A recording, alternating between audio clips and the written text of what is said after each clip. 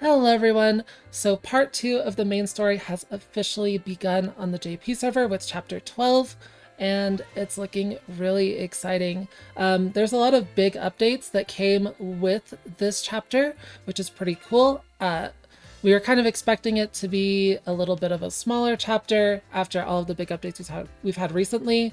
And there's not too much content with this one, but there is a lot of quality of life. And one of the big things is an overhaul of material quests. So for score battles, they're removing a lot of the bloat. They have completely removed hard difficulty, which you can see here on chapter 12. So that's very cool. You just need to do very hard now after clearing the story. So a lot of the bloat gone there is very nice. And for dungeons, this is the honestly best update of the chapter for me. Is you can now start with any level of the dungeon. So you can go straight to level 9. And if you clear level 9, you do get all of the rewards for the previous levels. So it clears everything and you get all of your gems, and you just have to do level 9. You don't have to do the rest. Very nice. They've also added a lot of risk 10s up to the end of chapter 11. So we have risk 10 for everything now, except for the most recent. I'm very excited to do these later. That should be quite fun. And other than that, we also have a quality system for our equipment now, and also a rebalance of the power rankings for characters. So before, your characters would be capping out at around 2,500-ish power. Now we have attackers at almost 5,000. You get a lot more power from equipment due to the quality system they implemented. So you can see these items are 400 quality. Quality scales with the traits on the items, so the traits do affect the power now. This one is skill crit 10, so it is a 400 quality item, which I believe is the max right now. I think the system, it might be fine if they improve it in the future, but right now it's kind of like hacked together, kind of rushed. You have like breaker items like this Fizz Break 10 item being 320 quality, and then like defender items get worse from there. Like defender and supporter items get much lower quality, even though those items are very good in those specific roles, right? So it's a little bit weird right now. It's not super informative, but I guess it's kind of neat to have a numeric value attached to your items. But yeah. And the final change for this patch is something that I think is pretty controversial, and that is they have overhauled auto. And it's a little bit weird. I'm not going to show it, but they did add an option to disable item use during auto, which is very nice. And if they had just added that, I would have been pretty happy with it.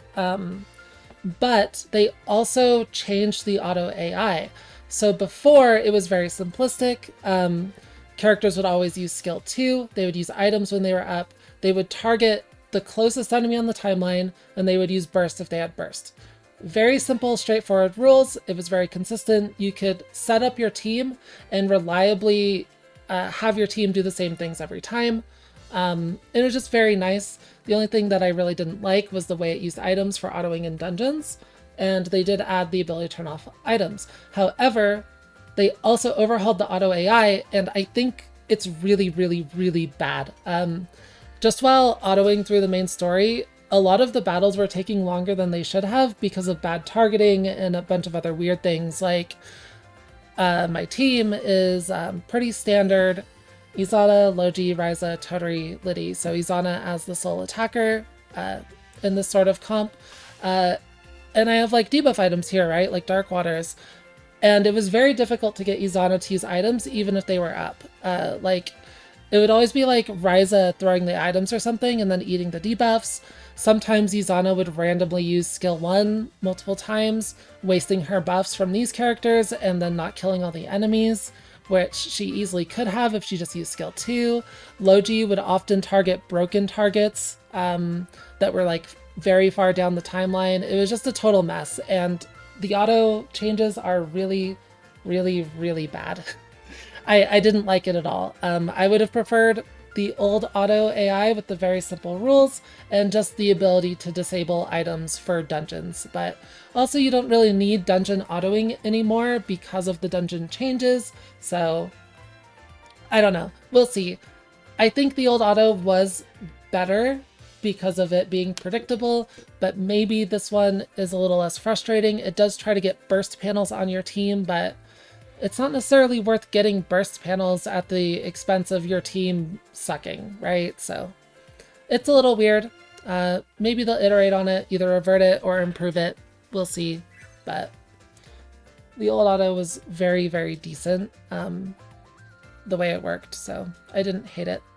Anyways, off to the part that everyone's been waiting for, the new gacha characters. We have a pirate theme for this one with Admiral Totri, Hopeful Sailor, and Lanzhe is finally joining the party as an attacker. They are both slash. Totri is a breaker, Lanzhe is an attacker. First we'll take a look at the Memoria and then we'll look at the characters. Memoria has pretty cute art. And it has pretty cute art. It's just a generic attacker Memoria. It's nothing to write home about. It's nothing special.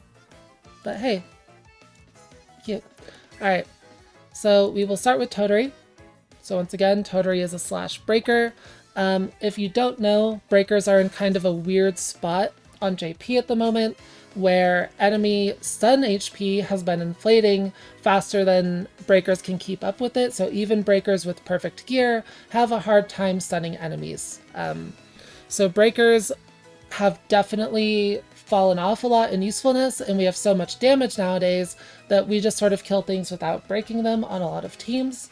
So breakers really do need to offer something more than just stun to be considered good, like the Ryzas, right? But yeah, she is just a fizz breaker. Her passive is all allies have minus 15% to debuff effect that they receive. This is pretty mediocre. I don't really know how this works in practice, but I don't think it's enough. Her other passive is 15% break damage, pretty bland, but useful for a breaker. So the main gimmick in her kit is we have her skill 2, and it's a single target break ability that it creates a red panel on the enemy it targets. It also increases the physical damage they take by 35% for one attack, which will scale with the physical resistance down trait. So you can get this up to about 77% on its effectiveness if you have all of those traits, but you also need stun damage traits on her as well, so it can be hard to fully realize that and balance that and whatever. But the interesting part is the red panel creation. Red panels are really strong defensively on enemies, so it's honestly pretty good defensively if you do need that defense, because 40% less damage is really, really quite strong defensively, but we don't really need that type of defense currently. And also, creating red panels is a little bit dangerous because it does affect how you're able to use items and affect the timeline and whatever, right? Because it'll create it on the enemy, but it doesn't mean it can't move. If you use items, it'll move. If you use skill 1, it'll move. So it can be a little awkward to play with as well.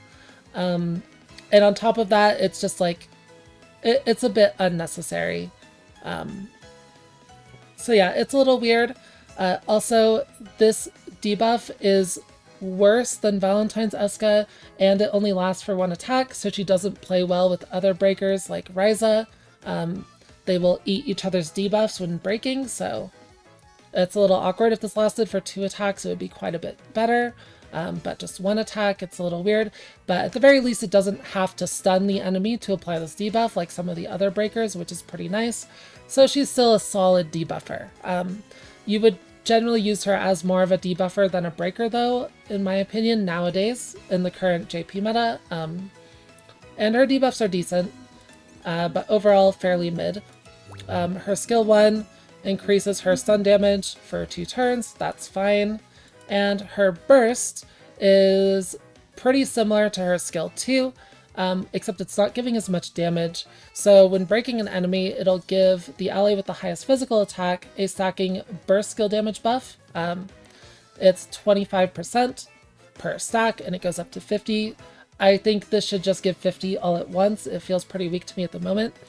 And the other thing it does is it will apply a super red panel to all the turns of that enemy that it's targeting. So you're targeting an enemy, their turn will get a super red panel, and their next turn will get a super red panel. And a super red panel is 60% less damage instead of 40. So very strong defensively. However, because it creates multiple and it creates them further down the timeline more often than not, you will very often end up in situations where that second super red panel is no longer on the enemy, rather it ends up on your team. So very awkward to use, like I said before with the other one. This one, at least it creates the panel like quite close to you. On one enemy, it's one panel, so you can make it a little bit more consistent. This one can be a little rough, but it is very strong defensively. And then she also has a physical stun synthesis gift, which is pretty cool if you're still making stun gear. And her leader skill is 100% burst skill damage for the family and friends group. This is pretty good. 100% burst skill damage is really, really good if you're playing a burst focus comp. And the group is pretty good too. It's this story group. It has like Valeria in it, it has Lanzhe in it. It's a very, very solid leader skill if you're using totri in your team already. And to me, this is probably the strongest part of her kit. But it's hard to tell without using her. But breakers are just in a super weird spot at the moment, and defense as well. We haven't really needed significant amounts of defense in a while, and she is a very defensive breaker, so she's fine, but she's pretty mid-tier in my opinion. But she's not bad by any means, so. She's also very cute, even if she looks a little cursed without the hat right here. But yeah, not a super strong character, but not a particularly bad character either. And there are probably situations where creating those red panels will be quite useful. So she's interesting to say the least. She does provide utility that we didn't have before, so that's always a good thing. Next we have Lanzhe, who is a strike attacker, and he has kind of an interesting gimmick. His entire kit is built around countering, so if you've ever used Patty, you know how counters work. And as an attacker, that's a little weird because it means he's going to be directly in the line of fire of the enemies. He's going to be taking their attacks and countering them, right? To make up for it, he does have about 15% extra HP over most attackers, so he is a little bit bulkier while his other stats don't suffer. But I don't know if it's quite enough to keep him alive. It might be with certain healers that we have nowadays, like Flock. That's something you just have to figure out by using him. But yeah, so basically how his kit works, his skill 1, it will make him take 20% reduced damage on the next attack. It will give him cover for 1 turn, which means that he will intercept the next attack, guaranteed, and it also gives him 1 stack of counter, and the counter is for his skill 2. So when you use this, he will cover the next attack, take 20% reduced damage from it, and counter it with his skill 2. So that's a very good skill 1. Unlike Patty, who has to use skill 2 to generate counters that use her skill 1, Lanzhe is the opposite, who uses skill 1 to generate counters for his skill 2. However, you cannot stack these. If you use skill 1 multiple times before he gets attacked, you still only get 1 cover and 1 counter. You should be able to stack the damage reduction, but not the cover and counter, so very important there. And what does his skill 2 do that he is countering with? The skill 2 removes all of his negative effects, which is generally just a pretty nice thing to have on an attacker, and this is before attacking. This is also, it also gets rid of like red panels and stuff, I believe. And then after attacking, it gives him a stacking physical attack buff that goes up to 30%, 10% per stack. This is just generically good. Other than that, it's a pretty mediocre damaging ability at 325% damage rate with no extra damage stats on it. so it's pretty low damage-wise for an attacker skill 2, but it is triggering off the skill 1, which is pretty nice, as long as you're actually getting those counters in. Another thing is that if you're getting it off the counter, you know, it's always going to be like the enemy attacking soonest that triggers this. You can't really target very well with it. So that's another thing that's kind of awkward for an attacker. And then his burst is just an AoE burst that does 100% damage with 3 or more enemies. So this burst here is kind of a straight upgrade over Logi. Logi is 50% damage to broken enemies. Lanzhe is 100% damage with no condition other than you having enemies on the field, which you generally will for an AoE breaker. If you're using an AoE breaker, or sorry, attacker, if you're using an AoE burst, you will generally be hitting 3 or more enemies, right? So you'll be getting this damage bonus pretty consistently. And it doesn't scale like some of the other ones that have this effect, but that's fine. So yeah, pretty strong burst. Area bursts are generally pretty premium in this game if you're running a burst-focused comp. So he is kind of just a direct upgrade over Logi. I would already consider Logi quite a strong character. He's often used for max damage comps because physical has very strong buffers and debuffs that magic doesn't have. Although magic does have Claudia now, so that dynamic might change a little bit. So he is a solid attacker, but he's not good enough to break into like the S tier of attackers, right? He's not competing with Mari or Academy Resna, etc. But he is quite solid just for the burst alone.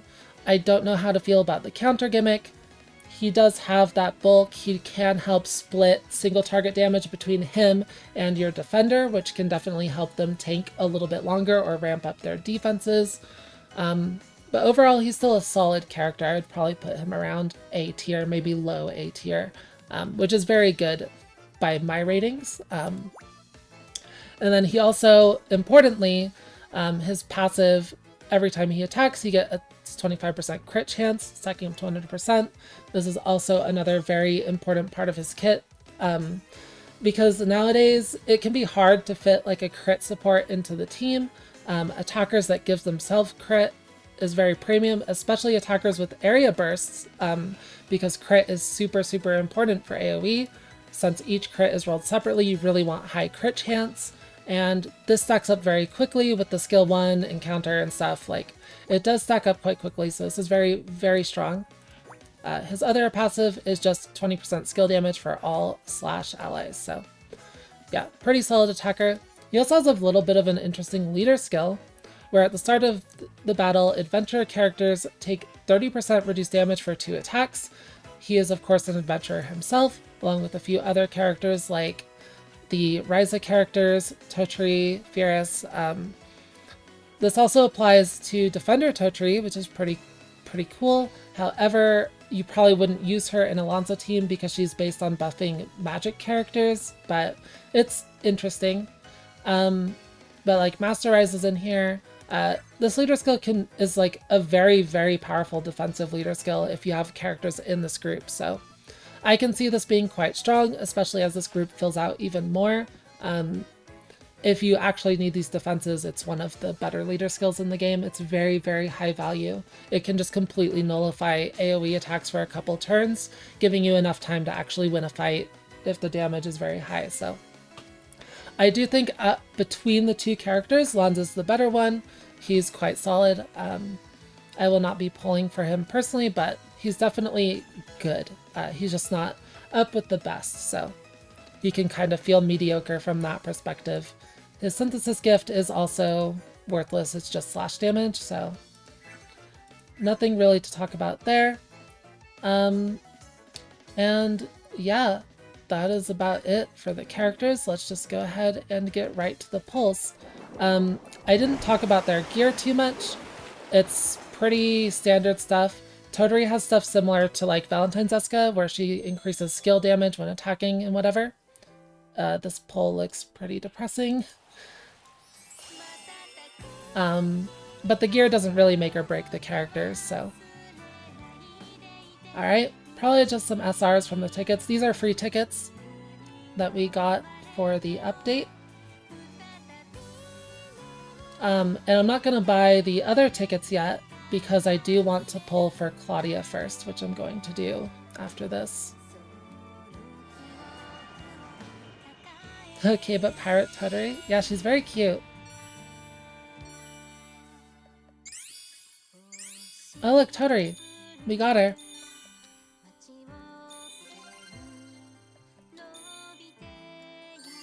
Yeah, as expected, not much there. And we also have a daily pull.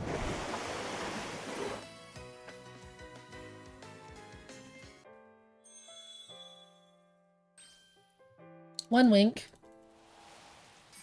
Alright. And it's nothing.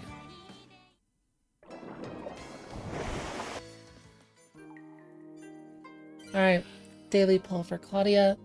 And then we will spend the gems and hopefully it's not a disaster.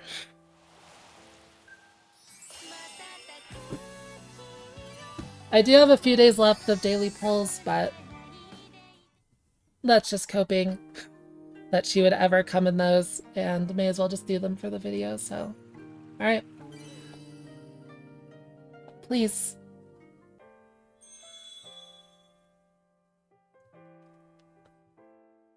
More nothing.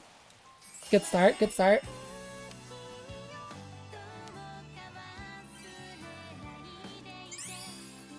Maybe I should have waited for a fake out, but I'm confident it's nothing.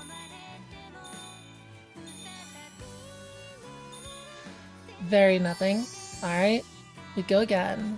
Hey, at least we're getting medals up. Come on. Nice, more nothing. Usually the solo Resna Wink is like really bad, in my experience. Yeah.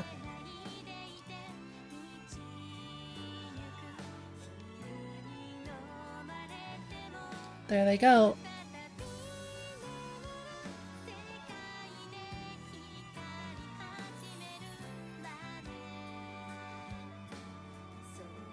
It's fine. A bunch of pulls of nothing don't matter as long as we get Claudia in the end. And we definitely will. For sure. Promise. Oh, this is a little sad.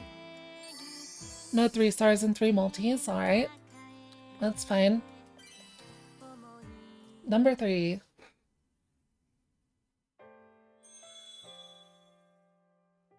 Uh-oh.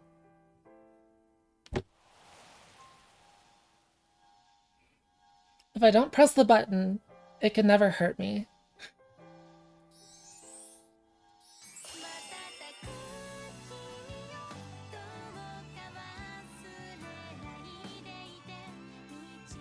Tragic.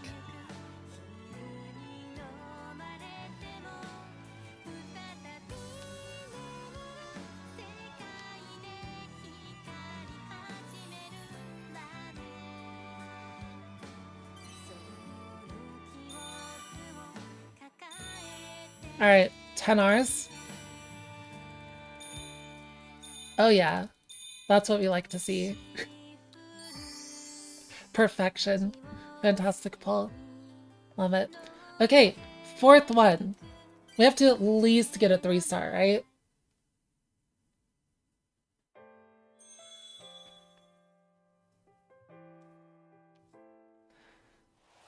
Uh-huh. Sure thing.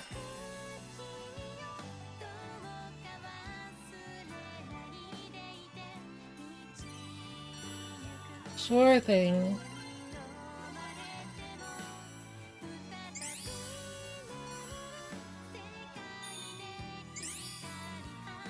That is 5 multis now without a 3-star, right?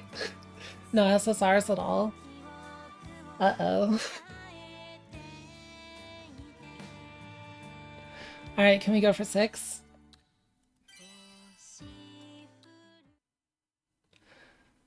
Oh god. Okay, we got some winks. Do they mean anything? Come on, golden sparkles. I was lied to. I was lied to.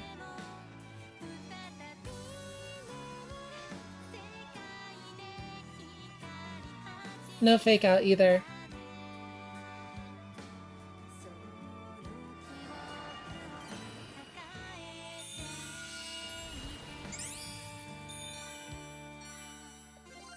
Yep. No SSR and 6 multis. That's pretty bad. I've had a streak like this once before. It was like, I think 10 multis between SSRs, but usually it doesn't go quite that bad. That's rough. Quite below right there. Well, hopefully we can get some more gems for Claudia before she goes away in a few days. If not, heck, I might just have to spark her. I don't know if I would consider her actually sparked here, but she is the character I want the most at the moment. She fits really well in the New Year's Mari team. I don't know. That's a little bit depressing. Oh well, it happens. Alright, anyways, that's it for this one. I will see you all in the next one. Hope your polls go much better than mine did. Anyways, yep. See y'all later. Bye-bye.